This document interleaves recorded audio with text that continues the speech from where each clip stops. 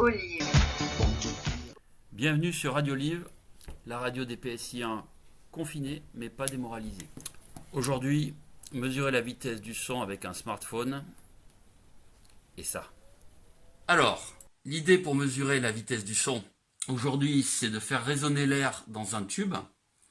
Alors le tube que j'ai trouvé, c'est un tube qui est en plastique, un petit peu souple, et puis qui n'était pas très droit. Donc en lui collant une règle, ça l'a rendu un petit peu plus droit, avec des élastiques.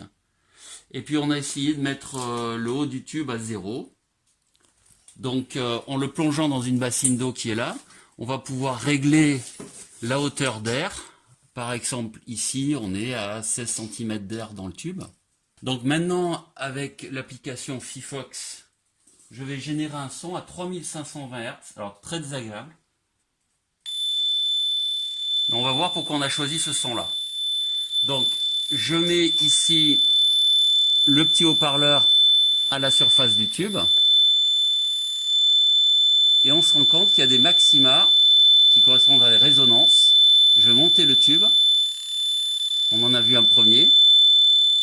En voilà un deuxième. Un troisième. Un quatrième. Et un cinquième. Voilà. Un petit peu de théorie maintenant. Le haut-parleur du smartphone génère un son de fréquence F qui va exciter les modes propres du tube. La longueur d'air dans le tube, on l'appelle X.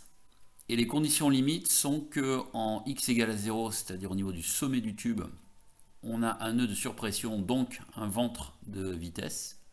Alors qu'au niveau de l'eau, considéré comme rigide, on a un nœud de vitesse.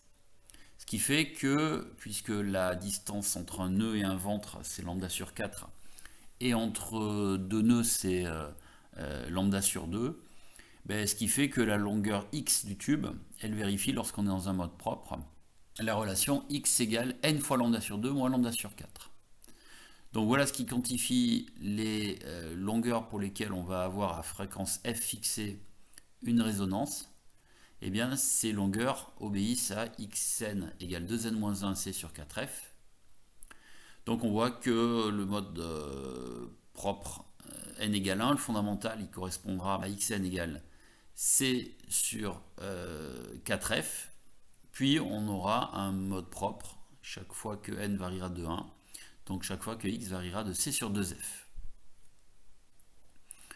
Comme toute manipulation pour laquelle on a quelques éléments théoriques, eh bien on doit les mettre en œuvre pour pouvoir la formater. Or ici on a des contraintes, puisque la longueur du tube qu'on a trouvé, elle est de 25 cm, et qu'on aimerait bien pouvoir faire une régression linéaire, donc xn en fonction de n, c'est-à-dire qu'il nous faut, pour être précis, 4-5 valeurs au moins de xn. Donc si on veut observer, mettons 5 résonances, il faudrait que C sur 2F soit égal à L sur 5. Ce qui nous donne la valeur de F, en prenant C égale à 340 mètres par seconde, F de l'ordre de 3400 Hz.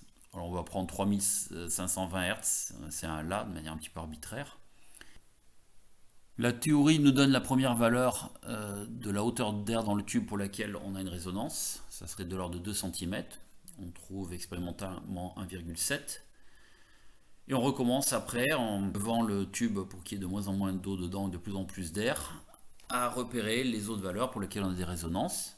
Et on va tracer la courbe qui donne xn en fonction de n. Donc n égale 1, c'est le fondamental, puis les harmoniques. Et voilà ce que ça donne sous Python. Donc voilà les valeurs de n, de 1 à 5. Et puis les valeurs en centimètres, et les valeurs des x1, x2, x3, etc. On lance une régression linéaire, et la régression linéaire nous fournit la valeur de la pente, c sur 2f, qui vaut ici 4,86 cm, plus ou moins 0,4 mm.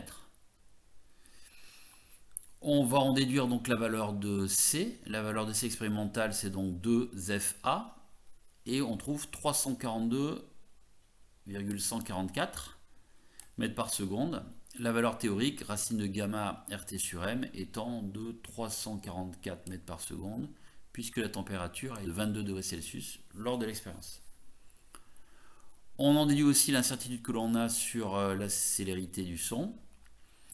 Elle est liée à l'incertitude sur la pente. Et on obtient 2,93 mètres par seconde. Donc finalement, on peut proposer le résultat suivant. C égale 342,1 plus ou moins 2,9 mètres par seconde. Et on voit que la valeur théorique de 344,1 est bien dans l'intervalle expérimental trouvé. Voilà donc une nouvelle manière de mesurer la vitesse du son, qui demande très peu de matériel.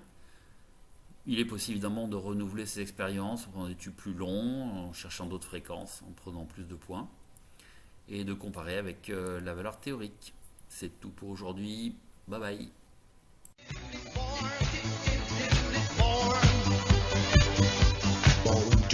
Olive.